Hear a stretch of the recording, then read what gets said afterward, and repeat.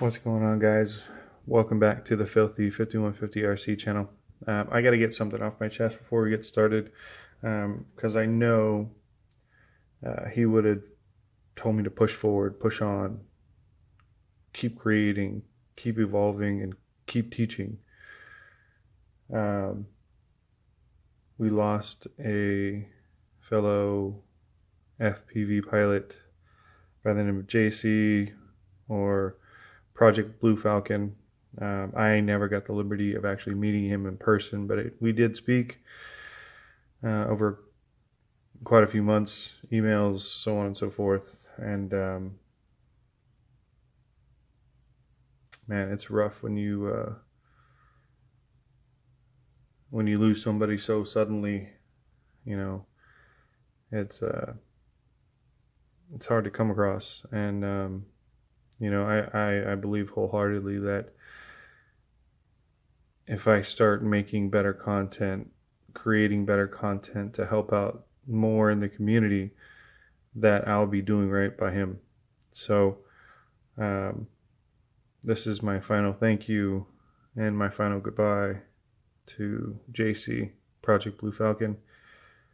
I thank you for all the support you gave me, suggestions, pushed me to become a better FPV pilot, and we're going to make this video. So stay tuned. I'll be right back, and we're going to get started on some parts here, soldering up.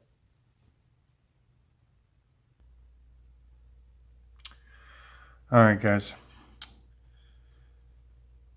So we're going to start by soldering the basically ESCs all together. If you don't know, this is the FPV Model 35 amp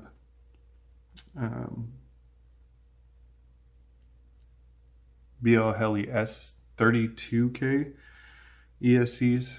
These are brand new from FPV Model, and I wanted these to really be a part of the Rampage build, seeing how as we are trying to innovate and push forward in the FPV realm. Sorry, I really can't talk. It's just I'm trying to push through to get this video done, but it's with taking on that loss today it's making it hard. So just bear with me, and we'll get this done.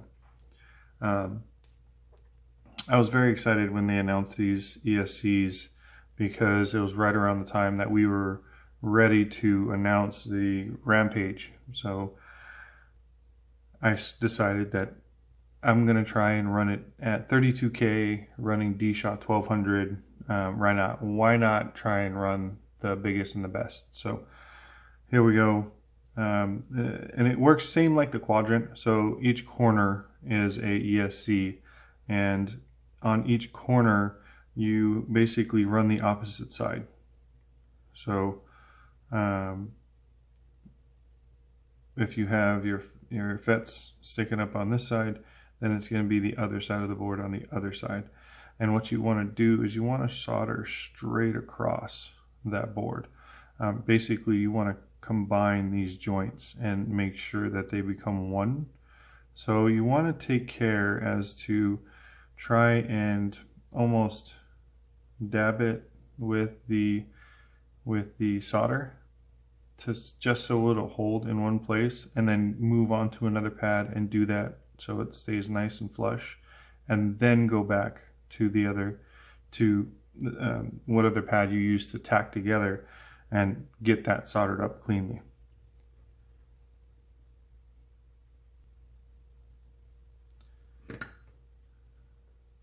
All right, so some of you guys might be looking at this. I don't know if you can really see it, but you're probably thinking, oh, well, that's a positive pad and this is a negative pad. Well, it's not. It's saying that this lower pad over here, all the way to the left, is the positive pad.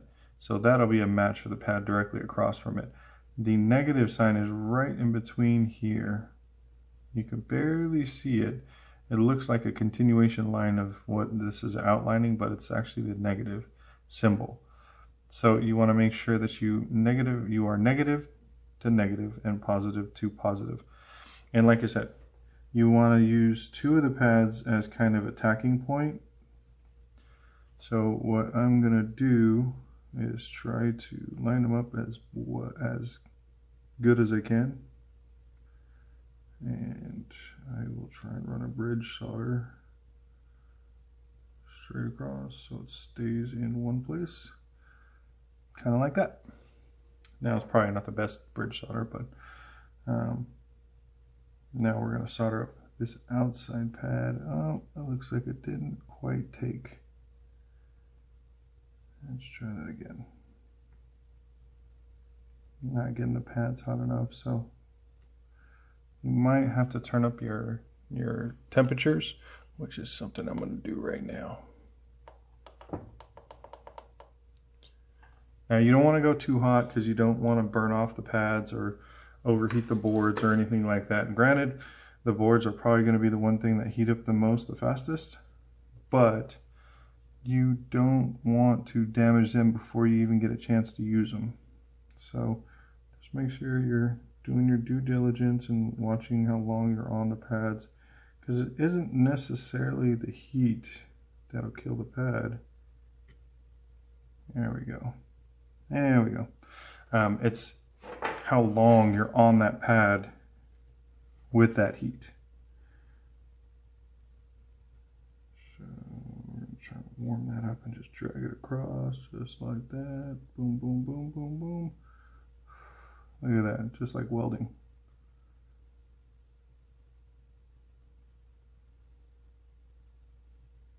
Now one trick that I have is you want to try and melt solder as you're coming across that pad.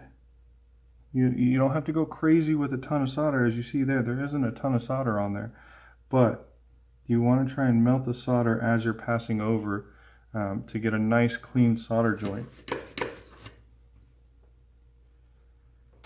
And I can't say whether it is me passing over faster over everything or just the way that I pull the solder as I am passing across it, but I think I get some pretty good joints in there when I'm doing it, and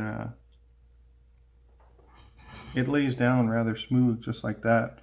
I tend to kind of pull my soldering gun as I get to the end. I kind of pull away pretty quick so it leaves kind of a clean break. I don't know if that's because I pull away or something else, but I kind of do that every time that I do pull solder or run a bead of solder or anything like that. But like I said, the longer you are on that pad, the more chances of damage you are going to do to that pad. So you don't want to stay on there for very long. And these are the negative pads, which are typically the harder pads to solder because you got a lot more to cover and heat up there. There we go. Nice clean solder joint there, and we are nice and even and level. Now we can go take this off and we're going to flip it over and we're going to do the other side.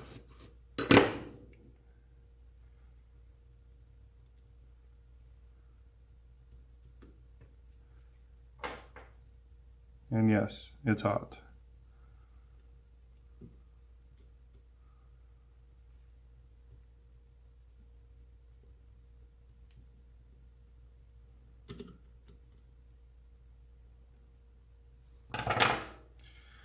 Now, you kind of want to do the same thing because you're heating up the same pads, and you want to make sure that you're not overheating the pads to where it's melting the other side and breaking through. So you already have solder coming through on this side and this pad, so go ahead and just finish this side off. It'll be quicker, and it might not heat up everything onto the other side to break all the way through, just enough to basically make those two ends meld together with the solder.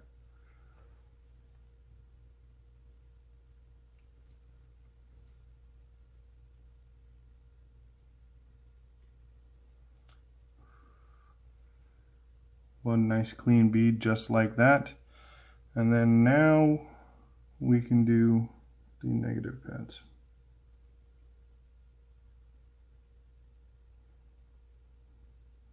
The negative pads, like I said, on the other side, you're going to have to give a little bit because the negative pads always on the solder for negative is always rough. I'm not sure why. I'm really not sure why, but we got it done. Nice clean solder. I believe I got it melted all the way through, and it's a good solid bridge right in the middle. There's no gap in the middle, and it's pretty much covering the entire board. I'm not going to worry about that little tiny corner up there because I don't think it's going to make a difference whether I cover that corner or not. I covered over 90% of that pad, so we're going to take this half off. We're going to get the other two pieces on, and then I'm going to show you how I meld the two pieces together. I'll be right back. Alright guys, so I got the other part hooked up. We're going to do the same thing to this one. Now, once again, helping hands are really necessary for something like this. And they come in handy because you will see in 1 second.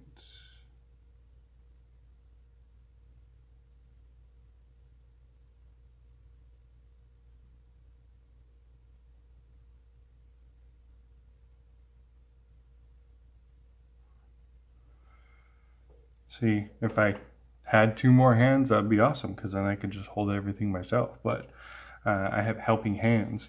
Now, I built these helping hands. You can do them yourself. It's super easy. You'll find all the parts on Amazon. It's just some alligator clips and I forget what they call this stuff here, but I think it's like a water line of some sort. I forget off the top of my head, sorry. But basically I just put the two together and then I stuck it in a block of wood, and I have 4 arms that help me do all my soldering. That was kind of embarrassing because as I'm talking about doing my soldering, these come apart. So let's fix this really quick here.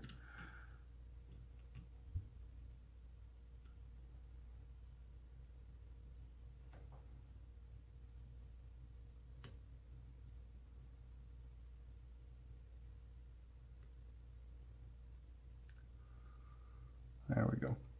All right, let's run this bead before this thing pops apart again. Now, it's very important when you're soldering that you keep the tip of your soldering gun nice and silver like that.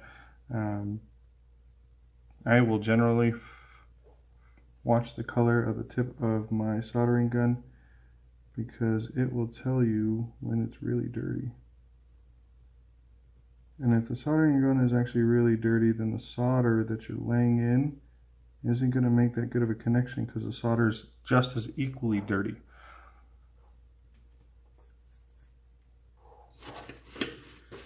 Thus, you're not going to be running good beads like that. So, as you see, every time I run a bead, I'm always cleaning. And the hotter that you're running, the faster the iron will actually burn the solder. And you'll see that solder actually kind of turn yellowish. At that point, the solder is useless to you. It will not lay in to your solder very well. It will not stick very well, and will not look very clean either. And I believe, if I remember correctly from hearing from somebody, that solder joint isn't very strong. Not like something like this one, which is going to be very strong. And I'm trying to get away with a clean pull. Trying to. Got a little bit of a... See, that's dirty. Look at that. It's a little silver, but it's got almost a yellow tinge to it. You want it to be silver, like that.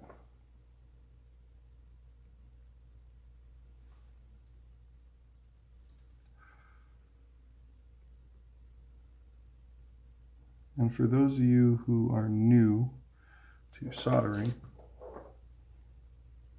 you don't want to blow, excuse me, you don't want the smoke coming off of the solder to blow into your face and breathe it. It's toxic fumes, so that's why you keep hearing me blow every time there's smoke coming off of the solder, because I don't want to breathe it. Normally I have my fan on, but it's so loud it'd probably knock out all the audio in here. Alright, we're going to flip it over and do the other side. Hopefully it's not too hot and I don't burn my fingers like that, because it is still very hot. So I'm going to grab my tweezers.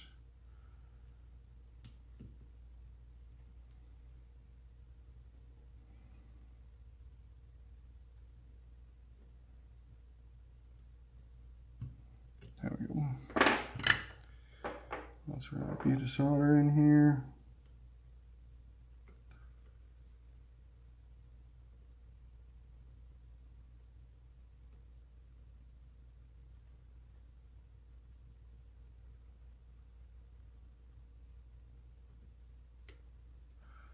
There it is.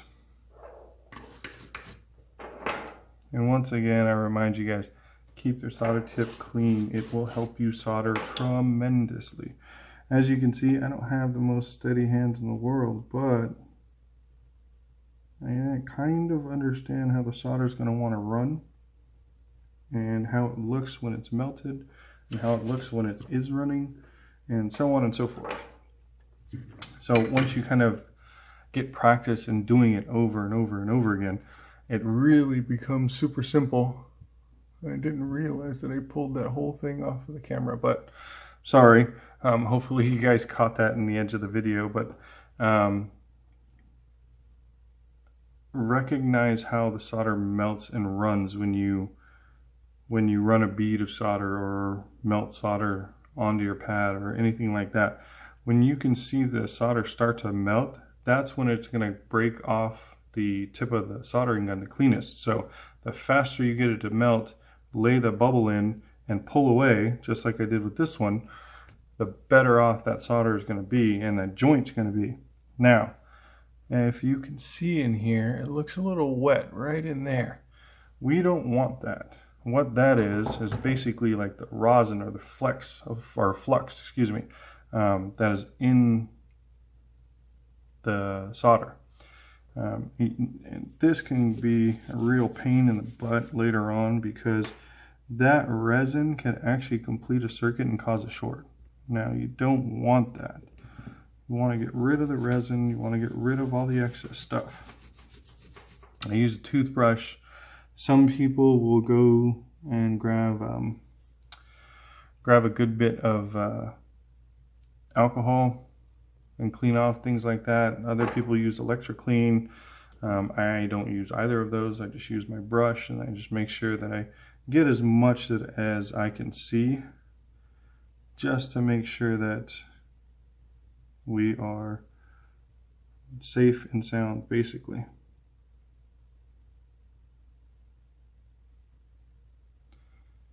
All right, looks like we got a little bit of stuff here. Let's get that stuff off. And then we'll take our toothbrush and we'll brush it again just to make sure we got everything off there. This half looks really good. Clean it up. And then what we're going to do is we're going to marry the two halves together. So I'm going to change my angle on my arms so I can get the two to basically work together. So let me get my arms out of the way. We're going to pinch these two together like that. So actually I want this to be the kind of high side and this to be the low side. There we go. And what we're going to do is we're going to make sure, I'm going to try and bring this up to you guys.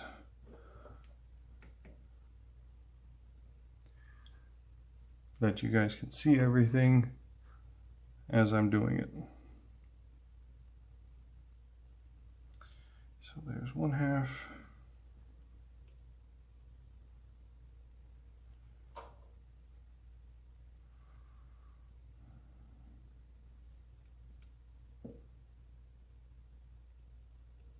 And there it is. Now, what we're gonna do, and what I did on my quadrants, is we are going to try to basically get the middle set, and then we'll go back to the outsides and solder those together.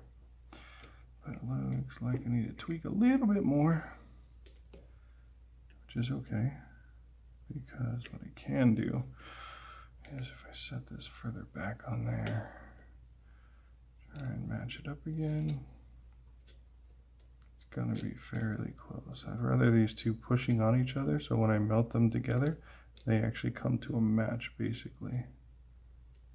Yeah, that's good. Alright, so what I'm going to do is I'm going to make sure that my solder tip is nice and clean. I'm going to use one hand to kind of guide this end to line up with that end. And I got a good amount of solder on there, nothing too crazy. I don't need a giant glob. Basically all I'm doing is reheating everything that's already there and conjoining them.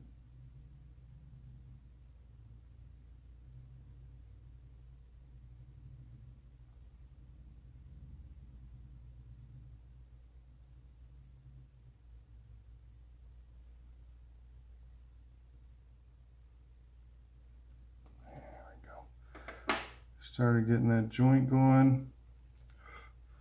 Need to go a little bit more. This side is a little high, so what I'm going to do is I'm actually going to push down on that side as it's melting. I'm going to try and make this one nice solid blob. I definitely want to get it all sealed up here.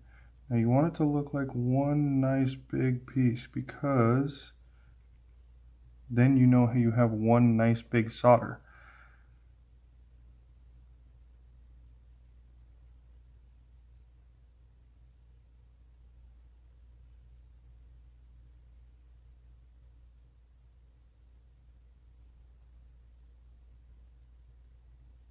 And like I said, don't stay on here forever. Now I'm trying not to stay on here, but it's kind of making it difficult. I actually pulled it apart on accident.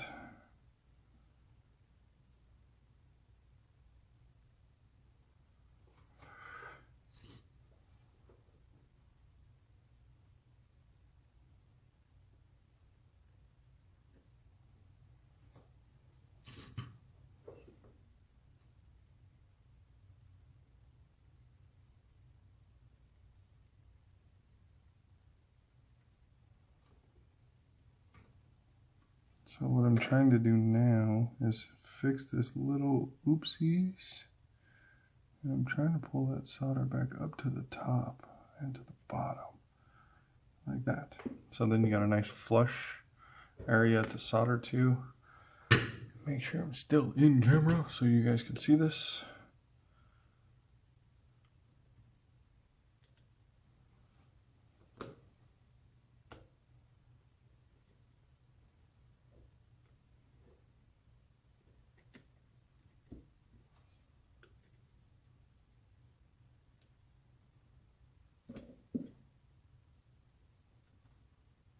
There we go. Turn that a little bit less. Now I just gotta match it up.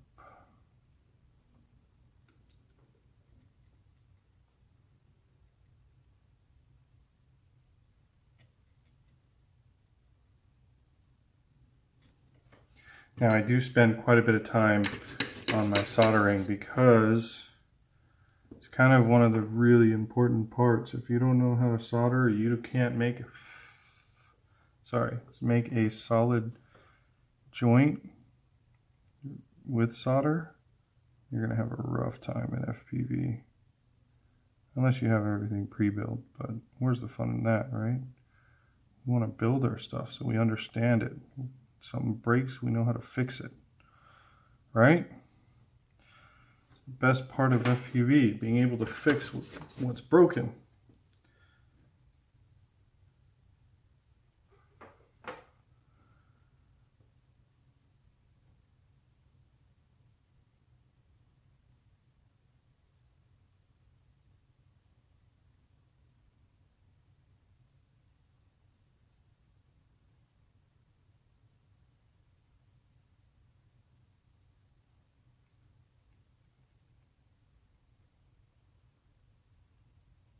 Look at that.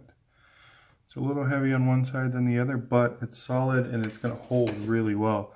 Hopefully you guys got that. I know I'm a little off center camera, sorry. Trying to work below the camera. We're going to make these two joints out here.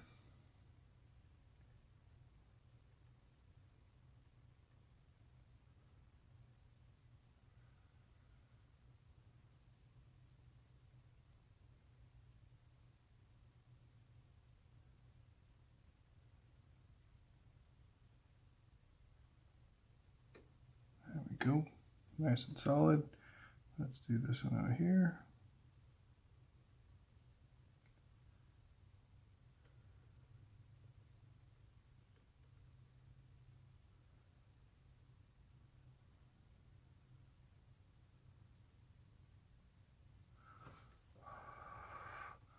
Nice solid joints. I believe those look really good. So I'm going to remove these. We don't need this one now, we just need the one arm. And I'm going to try and flip this over without burning myself. There we go. Hopefully we're still right in the middle of the screen here. And hopefully this video isn't going super long, but you know.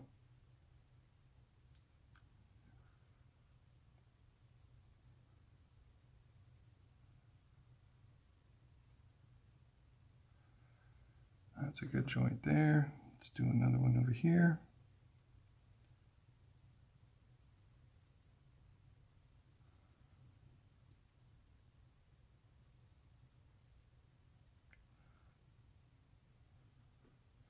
Another good reason to be very precise with your solders and be very thorough is to make sure that the solder joint is being conductive. It's not just metal melted down in one spot to hold a joint. You want to make sure that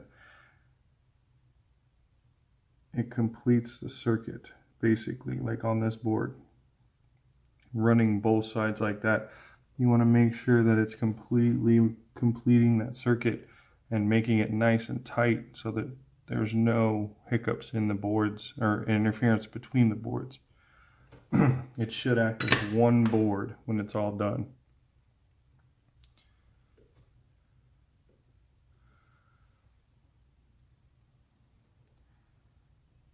Alright, I'm just going to do one more reinforcing solder right in the middle there. Just want to make sure. I know we're a little bit heavier on one side than the other, so I'm going to start by melting solder on this opposite side. And we're going to get it nice and pulley, just like that. Look at that. I couldn't ask for a better solder right there. I'm going to add a little bit here. And then there's a little bit of a pad on the side here. And I'm just going to drop some solder on that as well.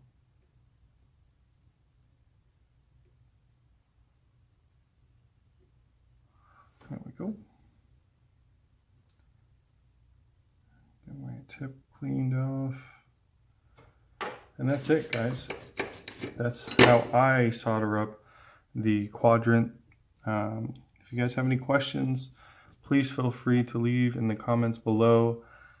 Once again, today's kind of a sad day. It was pretty difficult for me to shoot this video, so please bear with me. Tomorrow we're going to be doing another build. It'll be part 3, and that'll be hooking this up into the quad and pre-tinning the flight controller, which is going to be, where did I put it? The Betaflight F3. Oh, get out. There you go. Betaflight F3. This is FPV's newest model. And no, this isn't a commercial or video for FPV Model. I just happen to like their stuff a lot, and they're being very innovative and trying to push the envelope. Obviously, putting 4 ESCs together in this particular setup, it works really well. I have the Quadrant 25 amp. that also run on D-Shot 600, and they are amazing setups. So if you don't know anything about them, I'll leave a link in the description below so you guys can go check them out at fpvmodel.com. And then also I'm going to leave a link to the GoFundMe page for JC's family in hopes of supporting them in their time of need, and hopefully as a FPV community we can come together and help his family like he helped a lot of us. So until next time, thank you guys very much. Stay tuned. We still have maybe about 2 or 3 more videos to go, and then our quad, the Rampage, the Innovative, the Fantastic frame will be coming soon to a YouTube channel near you. We'll see you guys next time.